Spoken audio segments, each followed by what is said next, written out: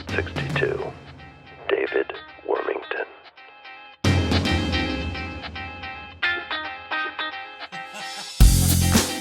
Hi, everybody, and welcome again to the podcast, Life's Learning Curve. I'm Paul Hart. I'm your host. Now, today I am here with a man of leisure, recently retired man of the world, David Wormington. Musician and all-around swell guy, Dave Wormington. Dave has an expertise, and it's a very strong one. Dave is one of the very rare individuals, according to me, who encourage and they support others. Yeah, I know we all do that. But Dave's unique. He's honest, he's forthright, he's humble, all at the same time. And let me tell you, he was doing this type of thing when I first met him back in high school, throughout his life, and then still today. So how does this make a difference? Why is this so important? Well, let me just say, what Dave does and how he does it is very important. Why? Very simply, encouragers and inspirers drive society. Tubthumpers. So let's meet Dave. Let's get going. Sebastian. Life's Learning Curve. I'm Paul Hart. Episode Inspirers and Tubthumpers with David Wormington.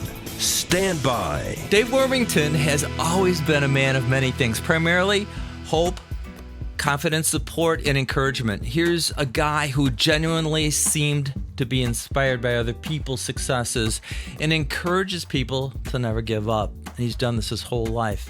I'm talking about you like you're not even here, but you are here. Dave Wormington is here with us today. Hi, Dave. Pretty hard to ignore, I guess. Yeah, I guess Hi, that's Paul. true. It's good to see you. Nice to see you too. Hey, you know what? You and I hooked up recently. We hadn't seen each other for 30 years or so. I think we ran into each other on Addison Street maybe 30 years ago for a short time. We found each other on Facebook. I think you found me, which is great. You were out of sight, but you were never out of my mind. And how I know this is because in the very first episode of this podcast of Life's Learning Curve, back to show one, we're on episode 62, 63, something like that right now. And I was interviewing a man who we were talking about how he got to where he was, what things he learned in life. And he said, I could have never gotten to where I am today without mentors, people who inspired me or encouraged me to go from point A to point B. What came out of my mouth? Well, I know this guy from high school, Dave Wormington, and, well, let's listen to the clip. But it's not the matter of me getting to the winner's circle. It's a matter of me still running towards the winner's circle at the end. That's what's most important. And because hard work just means you work hard. Yeah. There's no guarantees on hard work. There are people out there that help us become better versions of ourselves. They're all around us, and some inspire us and some support us. And I remember in high school, I had a great friend named Dave Wormington, or Worm as we called him. Worm was always the support of everything my band did. He called us kings, and he'd say, "Nobody else can touch your band, Paul. You guys are great," which was kind of odd because Dave was in his own band. I have to admit that felt really good. Dave was necessary in very unstable times. There were a lot of bands competing out there back then. Tell me a little bit about yourself. I've played music all my life, pretty much. I mean, I started out on the cello. I played in orchestra for 4 years. Oh, okay. And the orchestra director caught me practicing in the back room, and he says, "You don't know how to read music, do you?" I said, "No, I sure don't." And I quit the following year. I was playing cello at the time, and after that, I just started playing on my own because I didn't have the discipline, I was never a disciplined guy. I had to work with what God gave me naturally, and luckily that was pretty decent, I don't think a lot of people, when they first get into band or orchestra, that they read music well. I think a lot of it is memorized. So that was a strong statement for a fifth grader, fourth grader?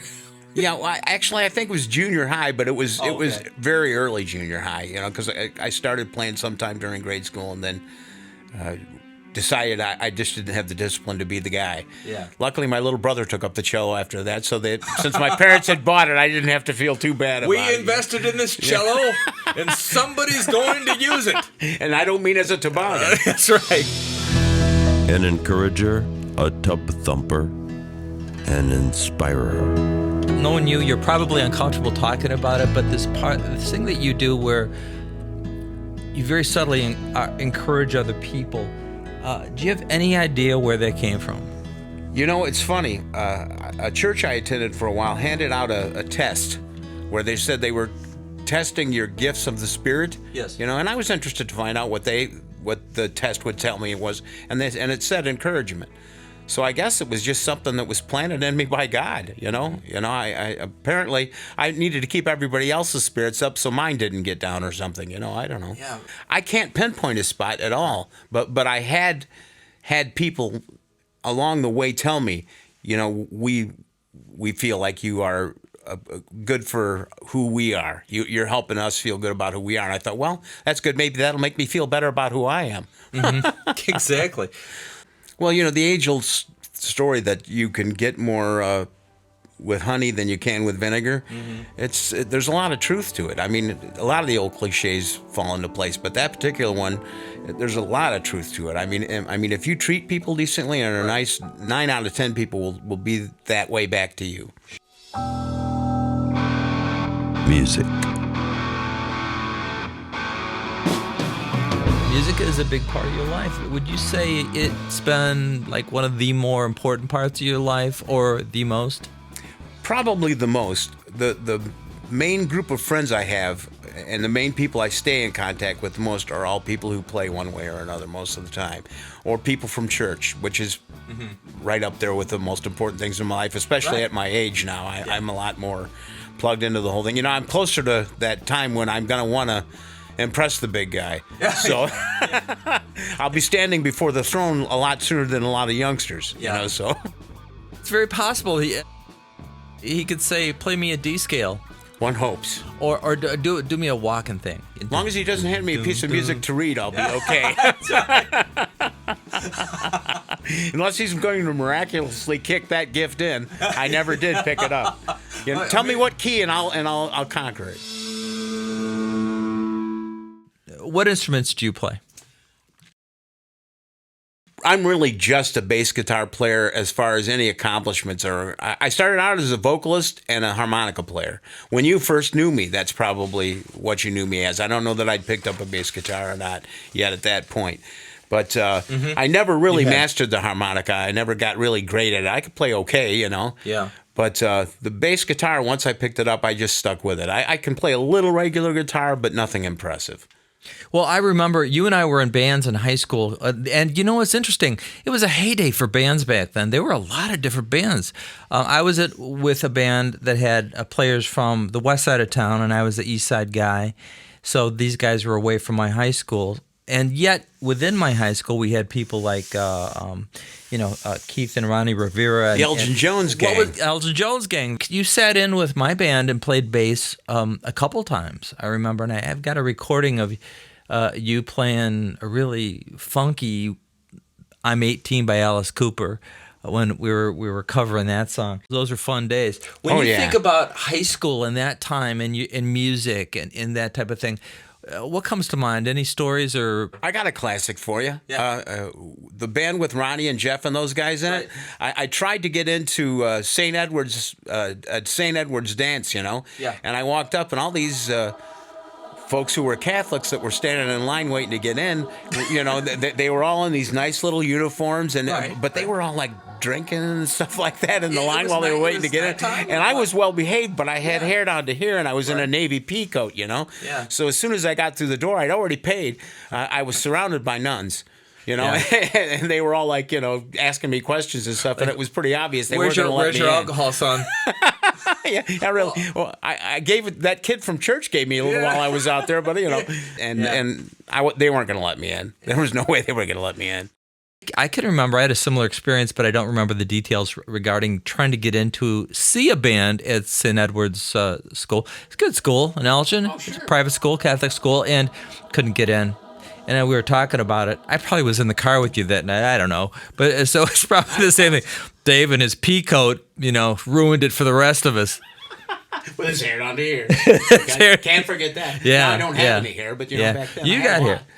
We came from the hair 70s. I'm still doing my 70s hair, apparently. See? And it works for him. Look at that. What's the deal? Like my daughter apparently whispered to Charlie, my fiance, and she said, "Can you before I get married, can you get Dad to do something about his hair? He's had the same hairstyle since high school." And then Thanks, honey. That story came back to me just recently. A buddy of mine who's a drummer, I was best man at his wedding when I had hair down to here. And the bride's mother... Was it Tim? What? Was it Tim Frost? No, this was Neil Hoffey. Neil. Yeah. Oh, the drummer. That's right. Yeah. Neil. I'm sitting there, and the bride's mother. We're at the rehearsal dinner, and the bride's mother says, "You are going to get your hair cut before the ceremony, aren't you?" And I looked over at the bride and the groom, and I said, "If they want me to, I will." They both went. She was not happy. That's interesting. I thought it looked great with the tux, the hair hanging down to here. Right, you know, exactly. You couldn't tell what kind of lapels you had. You had hair that covered them up. It didn't matter. I think of all the subtle ways my mom tried to get me to get my hair cut, the psychology behind things. And I was just thinking about this yesterday, things you think but you don't say out loud. And that is, my mom, God rest her soul, was this kind, funny, upbeat person. You had great parents too. Oh yeah, wonderful. So people go, well, everybody's got one bad parent. I had two great parents, and from what it looks like, you had two great parents. Probably one of the reasons we get along so well. I was blessed with wonderful parents as well. But my mom would say, the boys these days, they have such pretty hair. If they were girls, they'd have such pretty hair. And I suppose that was supposed to offend me as a guy. But literally, if you went and saw Burt Sugarman's Midnight Special, if you watch those shows, everybody had long hair, even if they looked stupid. It just was the deal back then, and then it changed. So the best comment on hair came from my grandma. My grandma, who lived to be 96, something like that, born in 1900, she said to me, I was working at her house doing some gardening and stuff, and I was like 19 or 20 or something. She says, sit down with me for a second. She goes, people complain about your hair all the time. And I wasn't aware they were complaining about my hair. She goes, it's no wonder that you guys have longer hair now. When you were little, your mom and dad and everybody else's mom and dad shaved their heads into these buzz cuts and short hair. It looked terrible. And she goes, if I was a boy these age, I'd have my hair longer too. And I thought, my grandma's so cool. You. Yeah, God bless you. I got a story for you about that too. Me and my brothers all had really long hair, and we went down to Missouri to visit my relatives down there. Yeah. And we went and had breakfast at a restaurant. My mother, it was just my mother and her four boys, and all of us had really long hair. And all these old farmers are in there and stuff, and they're all looking over at us, holding their forks, chewing. like we were getting ready to go to a lynching or something like that. They were looking at us, giving us the eye, and my mother got angry. She looked over and said, "Why don't you take a picture or something equally as clever?" And we were like, "Take it easy, Mom. We're in the minority here, No kidding. We stick out like a sore thumb, Yeah. But there was no trouble, but it was an amusing moment later on. We were able to laugh about it after we all got out of there alive, David Wormington, many bands. Being in a band, many bands for you, not so many for me, but for you, and I'm not going to ask you to count them because I don't know if it's countable. You deal with, or we all deal with, egos of people, and that's almost something that you have to expect at the age we're at. And you always hope people have grown out of the egos because these are people that are very usually quite talented. They can play an instrument very well, or they write, or they compose, or they sing. There's something they do very well, and they've been told that throughout their lives. And so what happens is you got people that enter the room, and the room's not big enough for them. Have you had, or do you have any stories that connect with that? I'm not going to mention any names, but I'll tell you this: a good friend of mine who's an excellent guitar player, and he still plays in a Southern rock tribute band down in Florida. He's still a really great player, but Cool. he had an ego a mile wide.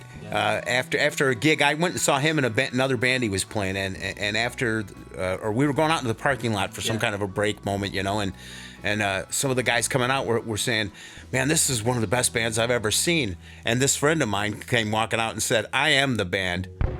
I thought to myself, "Holy cow! How does the rest of the band feel about that, young man?"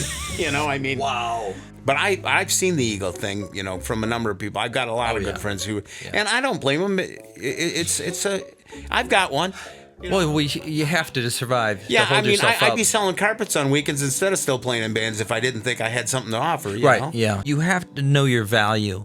And once you understand your value, and musically, I can go from here to here. I can be in a blues band. I can do this. I can offer this. I can add this. That's one of the greatest things I think in life that we can learn about ourselves is what our value is. It's possible to be humble and still not scrape the ground. Yeah. You know, you can come out and say, "Yeah, I can play pretty good." You know, you don't. But you don't have to be a jerk about it. And you certainly don't have to let others down or make other people feel like they don't have room to grow. That's right. That's right. I helped form a band. When I was quite young, and we went out, we did rather well, and I would do the practices, I would get the gigs. It was just I wanted to. Back in those days, we were all under 17, and I called to set up practice one day, and they go. The person I was talking to said, "You know our band?" I said, "Yeah." I said, "Well, you're not in it anymore." Okay. Okay. All right. I have been in a band also right after this band where these people were older. I was 18. They were in their 20s. They were old.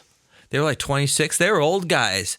I don't know if this would be bad these days, but back then this was horrible. They came over to practice, and one guy, all I could do was play a real scratchy guitar and growl when he sang. Now, I say all I can do. In his mind, he was rocking it, and his friend played a keyboard, but he hadn't bought the keyboard yet, so he would sit there and he would do this.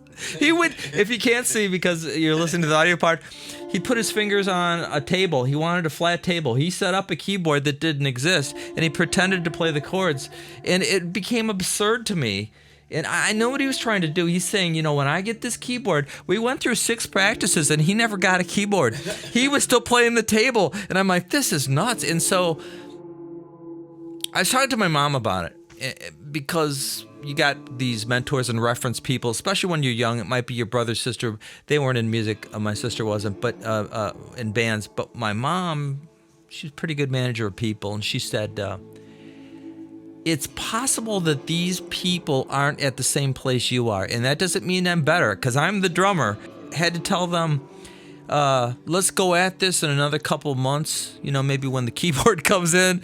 That's not in my chemistry to say that to anybody. I never said you're not good enough. I just was like, let's come back and hit it again. We never did. This ain't working. It's always a way to go. You don't have to say it's you. Yeah. You can just say this is not as a there's no chemistry here. That's one of my favorites. Because there's no chemistry. Yeah. Or here's one. One of the best pieces of advice is from a movie that I saw. Yeah. You remember That Thing You Do? I loved it. Yeah. Oh, I thought it was a great movie. Yeah. But so true. when the drummer's in there all down and out because his band's going south and it looks like everything's somewhere, and that old jazz keyboardist says to him, yeah. bands come and go, son. You know, wherever you're at and wherever you're playing, make sure that you're being noticed and you're doing your job well, because you'll always find another band. You know, there's so much truth to it. I mean, It's a teachable moment. the amount of times I bounced from band to band, you know, if I'd have been brokenhearted about every band that decided I didn't have what they thought was good, I actually had the experience of having some guys come into an open mic night who had auditioned me and seen me play with my brothers. Yes. And they came up to me after the job and said, "We can't believe we didn't take you in our band after hearing." I thought, you know, well, that's what it's all about. You've got to hear the person. I was playing to your strengths when I was working with you. You didn't hear what I could do and contribute. You didn't give me a chance, really, you know. Yeah. And So true. that's what it's all about, is giving somebody a chance. Like in that thing you do. I'm trying to think Although of the guy's lately name. you and me are the oldest generation I know, around most places we go, but We're merging into the other lane. I don't remember his name either at all, but he was a great character. He'd say, first of all, watch your money. Yeah. Which is true. Sure. And that's a big thing. How many people have gone bankrupt because they turned everything over to a manager? Famous Jimmy Buffett story was, that he had said that after each gig he'd be partying and living up the wildlife. He said the truth of the matter was I always went back to the hotel room, laid out all the profits for the night on the bed, counted all the money. So he never had anybody managing his money. So then he paid the band, he paid the venue, he paid, all the different people. He said, but people thought I was having margaritas and living the great life. And he said, there was some of that. He said, but mostly my band was out. And he said, I was laying out the money for the night. Do you write songs? It's funny. I all my life I've been a collaborator. I usually 9 times out of 10, nobody will tell me what to do with the bass. That they'll just happily take whatever I put into their material and have it work well. Good. But my brothers put me on the spot once. They said, you're going to write the next song musically for the band. Yeah. And they said it's going to be a reggae song. And I didn't, I knew kind of reggae a little bit. I wasn't a huge fan. I didn't know a lot of it. But sure enough, they had the lyrics already, and I just came up with the music for it. It's the only song I've ever written music.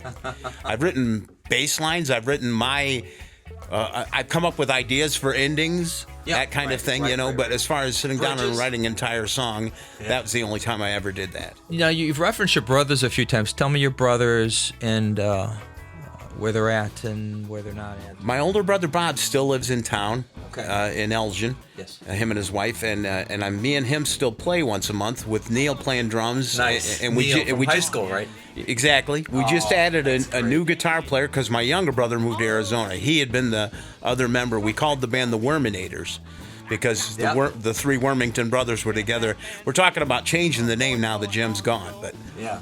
I played with one of your brothers once. We were doing a telethon back in the 1980s, and your brother's band came out, and I recognized him because it looked like you. And he's playing harmonica. okay, that would be Bob. That'd be Bob, and Bob's the one that's still around. Yes. Wow. He So just this picture, played an open mic night Wednesday night in St. Charles. so Bob's got short hair now. No. No. Nope. He's the one who stayed. Stayed. Okay. Stayed a hippie. All right. So I've got pictures I want to put into this. I want to show, Bob, that type of thing. But the song that he played, and I was directing the telethon. I was doing TV stuff back then. But I love music. But they came out, and he had the harmonica, and the song they played was "The Weight" by the band. Okay. And my gosh, I love that song, and even especially in the 1980s, I love that song. And my drums were set up in the corner of the studio. Take a load So- off, Annie. And there was no drummer at the time. So I said to the technical director, I said, you got this? I'm going to go out and play drums. I said, you don't have to cover me playing drums. I said, I'm just going to do it. So I got the brushes out. I didn't want to make anybody mad. I didn't ask, and we were live. So I went out, and so I just did the real like, dun, dun, dun, dun, dun. Anyway, it was so much fun for me because it was a song I always wanted to play with good people and people that were proficient, and they were real kind. I'd like to have a copy of that. Yeah, I'm thinking I got to dig through my video archives. I may have a really bad generation copy of that, but hey, that's what this show's all about. Pens and sunglasses. The reggae song. Pins and sunglasses. So many people that create things like artists sometimes have to go somewhere to be inspired. They have like an attic of their house, and it has great light, so they can go up in there and paint because it's just perfect the way the light hits everything. And some people have to like go to certain locations or locations or are inspired by something. Is that you? No, most of that came from just jamming. Just a bunch of people sitting around playing. I don't know if you've seen any of in your case, I'm sure you watched some of the Get Back thing with the Beatles, and they were just sitting around poking around and coming up with ideas and making it work like that. And that's the way I've always done it pretty much too. Yeah. They told me make it a reggae tune, so the next thing you know, I'm doing the boo doom boo da da doo doo doo boo da da doo doo doo doo thing, and he's throwing the lyrics in, and Yeah. And you know as well as I do that a good bass part can make or destroy a song. I mean, Sure. it's and that's where at the ages that we are, we're the same age. That it does make a difference. It makes a big difference, and you can appreciate, especially it's hard to be objective about your own work sometimes, but you can listen for things that you've done in songs, and all of a sudden, if it stands out, or you hear something like 3-4 years later, it stands out, and you go, "It was good. I'm glad I did that." Performing.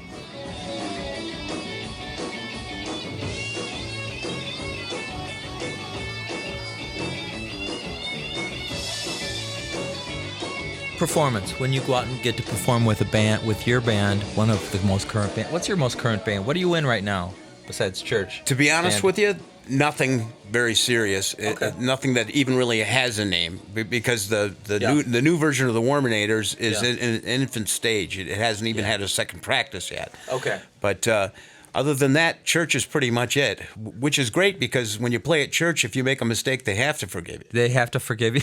Yeah, that's right. Is there anybody else that plays with It you? varies from week to week. There's a lot of volunteers at that church. We have 4 different full band Like it. crews, you know, Nice. and the members vary according to who's available. Yeah. Our lives are precious, and while we're here on this earth, we have a purpose. That's what I think, at least. What do you feel your purpose is? You know, now that I'm retired, I hope to do more volunteer work at church and that kind of stuff. It all pretty much revolves around that. To me, the most important thing my parents ever passed along to me was having a relationship with Jesus Christ. And I don't want to turn this into a big church moment, good. because that's not what your show is about. But you know, we share our faith. Yeah, We've discussed it before, you know. Right. And everybody has their own way of doing faith. But for me, that's always been the most crucial thing you can pass along to anybody else. And I think my goal is to make that happen as much as possible. And I try not to be a bad example of my faith when I'm hanging around with people, you know, and hopefully the Lord speaks through me at the time it needs to happen, you know. Yeah, I think the Lord's been speaking through you for a long time. Like I said, this whole encouragement thing. There's moments when he's probably embarrassed about that, because we're human, you know? Because I could, you know, I'm not some kind of amazing saintly representative I know, of a Christian, you know. I consider myself a very inappropriate Christian, in all honesty, but that's because I am an honest person, you know. Yeah. All have sinned and come short of the glory of God, right? Exactly, and we're all sinners. Oh, yeah. We are. Yep. We can't rebuild that part of things. Nope. What was the first bass that you played?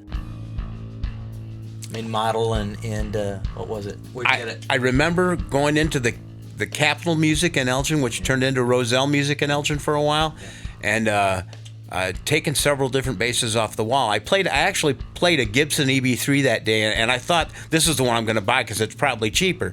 When I found out the price, I just, you know, I was working at a 7-Eleven or something like that at the time, you know. I wound up buying a Well, this is more than a Slurpee. Yeah. Exactly. I wound up buying a Kingston, Yeah. which I think cost me $80 at the time. And it was, you know, not a bad Fender copy. You've graduated, and I saw you playing a Rickenbacker at church. And, you know, if you play bass and you've gone through life, get yourself a Rick. Then go ahead and do it. It's Sunburst. It's a beautiful instrument. It's a piece of art, I think. In my life, it was my midlife crisis, you know. I mean, other guys buy sports cars. I bought a really expensive bass guitar. So my friend from Key West told me once about how when he was little, growing up, they'd have these Sunday dinners, and they'd all sit around the table. My mom used to have these. My grandma did. So did my folks. And everybody talked. And as a kid, a lot of times you listened, and then you went off and you played afterwards or something. But you'd hear these conversations. People don't do that anymore. At least I'm not aware of that as much. And people Everybody's in a different room during dinner half they're the time. very busy being busy. Yeah. And there's this disconnection. So a lot of times I think this podcast, my intention for it is just to be letting people know that we've all gone through some really tough times, and we found our way clear or we haven't, and we're still working on it. Because we're all still working on stuff right now. If you don't come down to the realization that everybody's a work in progress, sooner or later you're going to stop learning, and that's a bad thing. Yeah. The king of avoidance. I can be that guy. I'm the king. I'm the Do king. it. I'm the king of avoiding anything that involves effort. Look at me. I'm single at 65. Sooner or later, a woman gets to the point where she's got that honey-do list, and it never gets done when I'm the guy. So I'm tuning the bass. yeah. I'm tuning the bass. It's hard to tune the No, low I E. can't use the vacuum cleaner. My parents warned me. I think I could wind up being as much of a follower as a leader at any time in my life. And everybody I knew was doing a lot of the same stupid things. It was just the way the times were, And it's funny, my parents warned me, if you do this, if you play this kind of music, you're going to meet these kind of people and they're going to do these kind of things. And they were right. They were right. They were right. Yes, mine were right too. So as much as we don't like to. It wasn't because I was depressed or because I've always had a fairly positive outlook about life and stuff. But it was just the thing to do, stupid as it was. It was the thing to do. And the good Lord let me live through all that stupidity and learn along the way. What's performing like for you on a stage? A guy I worked with came and saw me play in a band one night. And when I saw him again at work the following week, he said, that's the happiest I've ever seen you for 2 straight hours. Because I can be a bear at work. If I'm not happy at work or things are miserable for me, I've got a bad side. I have a temper, But when I'm playing, I rarely am unhappy or upset. Usually I'm at my best. I had a gal come and see me one time, too, and she came up to me the following day after seeing the band and said, "You can move." And I said, I had no idea. I don't know what I'm doing up there. I'm so happy. Feels right. Yeah, I'm bound to be moving only because I'm staying with the tempo or whatever else. But, I thought, okay, well, good. I guess that went well then, Well, yeah. It's so true. You see somebody out of their normal setting, environment, and you see them on a stage, and all of a sudden you have a whole different image of that person. I don't play bass, but I have played bass. I was with a bunch of teachers my last 9 years before I retired, and we decided we would all pick up an instrument we'd never played before, and we'd write some music that would go along with the curriculum, teacher stuff. and it turned out to be, it went way better than it should have. So I thought, well, I'm a drummer, so I've always liked, you kind of sync up with the bass player, the drummer, and, I think I always did. So I thought, I'd like to have a bass. I don't know, Paul. I bought a set of drums thinking I could play the drums because I was a bass player. Yeah. I'm glad to have the kit because that way people can come over and play who are players that are friends of mine who do play. But I couldn't get the foot-hand coordination down to save my life, But we played, so I played bass, and my friend played a guitar that was given to him, and he really had no knowledge of playing guitar, and he learned rather quickly, and I think it surprised him as well. Another friend played a harmonica, and he had played harmonica a little bit, but not in a band, but just around a real Christian guy, around a campfire. He just played a harmonica. So it was this, I always thought we were a mandolin short of a folk group, kind of with a bass, So we always kept talking about one of us should play a mandolin, it should be the bass player if it's going to be a folk thing. But I've always wanted you to start play the looking at the banjo. fretboards and those things, they're like this big, they're like an inch wide. You're putting like all your fingers on there. It's like you're playing jazz chords.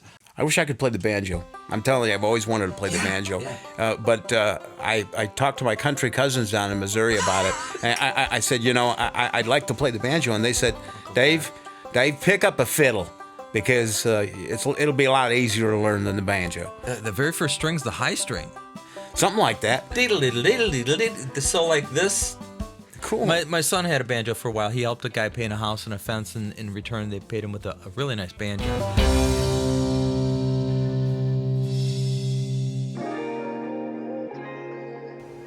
Do you still look forward to performing in front of an audience? It's funny. I still love it. I'm at a point now where physically I couldn't do a 4-set night. You know, I couldn't. Stool. I probably couldn't stand for more than half a set. In all honesty, due to a various number of things. You know, the recent amputation being one of them. You know, it's just a toe, but It's a toe amputation. it's enough where. But you're doing real well. Well, yeah, and I feel pretty good about my progress. Yeah. You know, if I was a little bit more of a driven guy, I'd probably be dancing again someday. But I may never get to that point, you know. But I love playing out. I love playing in front of people. I've always been a ham bone, you know. Yeah. So I mean, open mic nights are a nice outlet when you get to be my age, because if you're lucky if you get to play on 3 or 4 songs, you know, unless you're there one of those nights when there's no other bass players and you get drafted to play with everybody, and some of them are beginners and it's really dreadful. Yeah, you're but playing you know, all root notes. yeah, and everybody else is off key, but they're looking at you. Yeah. This is in C, so you just play C for the whole. Exactly. C on the beat of 1. Tell me about, you've done a lot of work with singing and harmonizing and that type of thing. Yeah, well, I found that most of the bands I was in, I wound up being the lead singer because, which simplified my bass lines, which made me mad. You know, I'd say, let's bring a lead vocalist in so I can play better bass lines and do great harmonies, which is still my strength, you know, because I could pick out really strong background harmonies in most things. At church, a lot of times I'll come with a harmony and people look at me and go, where'd you get an idea for that particular harmony, you know? That doesn't sound like it fits into any category, but it sounds fantastic. It's like, easy, Brian Wilson, what are you doing? Exactly, quite a moment, you know? Yeah. But, I love singing. I mean, that's how I started in the business, you know? Harmonies, does that come naturally? Did it come through choir? How did really that evolve? Growing up, going to church with my mom and dad, my dad was a great bass singer, and my mom was a fantastic alto. And I'd stand between the two of them in church, and she'd be doing the alto part, and he'd be doing the bass part, and I'd switch back and forth, do a little bit of each, you know. And to this day, if there's a really strong alto in the band, I fight going towards the alto part she's singing, because it just is so much a part of who I was, you know. If my dad was traveling that weekend and wasn't there at church, I was standing by my mom, so I was singing the alto part with her, you know. You've been in so many bands you can't count them. Is that true? Is that a true statement? Not that I want you to count. If I sat down and messed with it, I could figure it out. But it's a pretty wide list, you know. And I might leave stuff out because I was, you know. It brought back the truth to me that blues is at the base of everything. You know, rock and roll is just basically a sped up, differently changed version of the blues. You know, blues are the root of it all.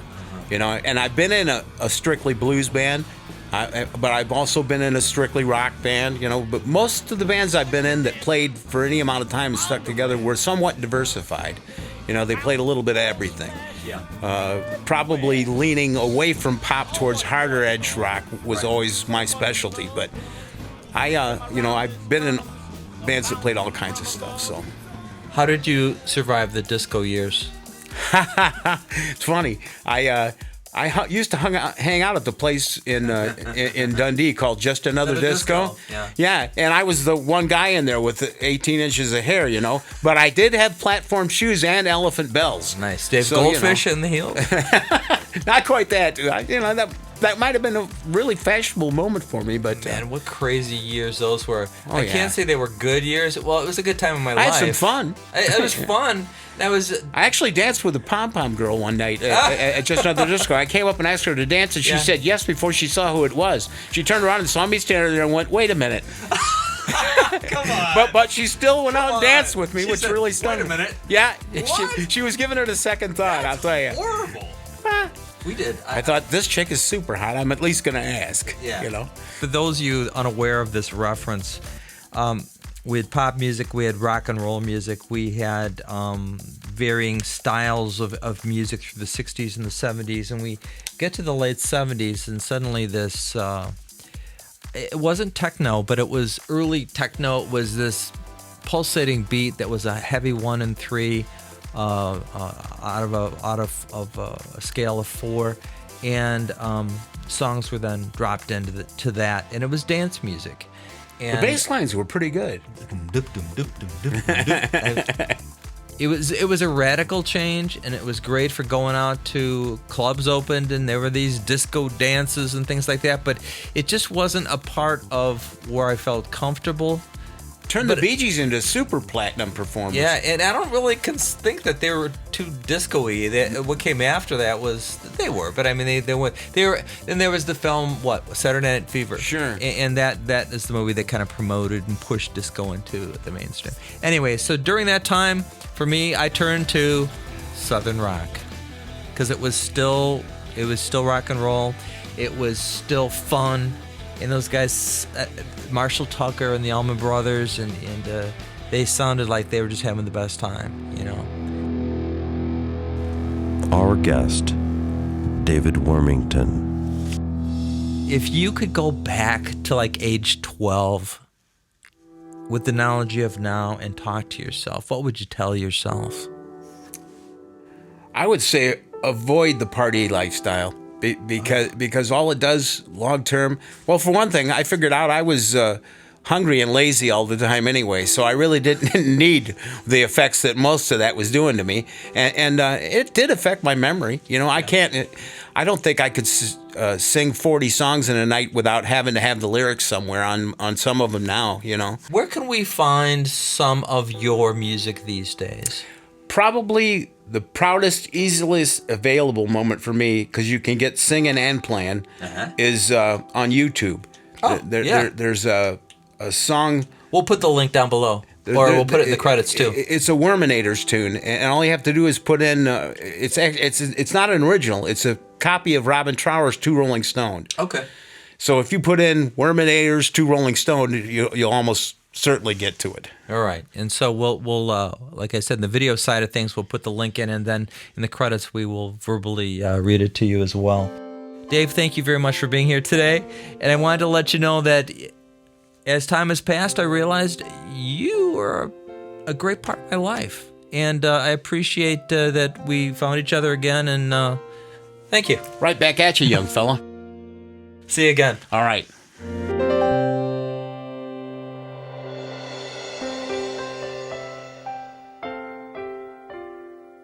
Encouragers and inspirers. What's our takeaway for today? What did we learn? Or what did I learn? Well, as I said before, Dave Wormington is unique. Not because only he's honest, forthright, humble all at the same time, and that he's been this way throughout his entire life, but Dave Wormington makes a difference. Very simply, encouragers and inspirers drive our society forward. And we need more of that, right? For Life's Learning Curve, I'm Paul Hart.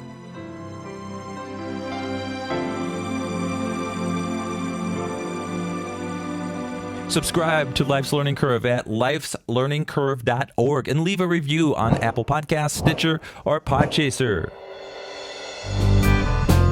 You walk right by me, but you don't see me. We live in the same world. Season 4, Episode 62, Inspirers and Tubthumpers of Life's Learning Curve podcast was put together by producer Sebastian T. Dog, executive producer Paul Hart, technical director Eric Mickelson, editor Paul Richards, audio and sound Riley Hart, production manager Heidi Cerner, studio equipment manager Don Compton.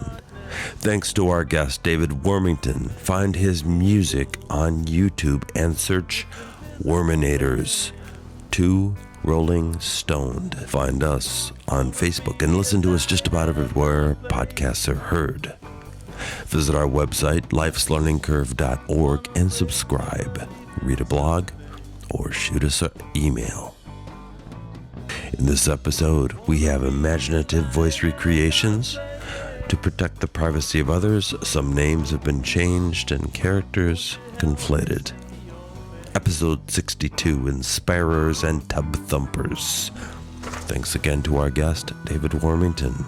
Thanks for all the years of inspiration and tub-thumping encouragement. We'll be back next time with more from Life's Learning Curve. We're clear.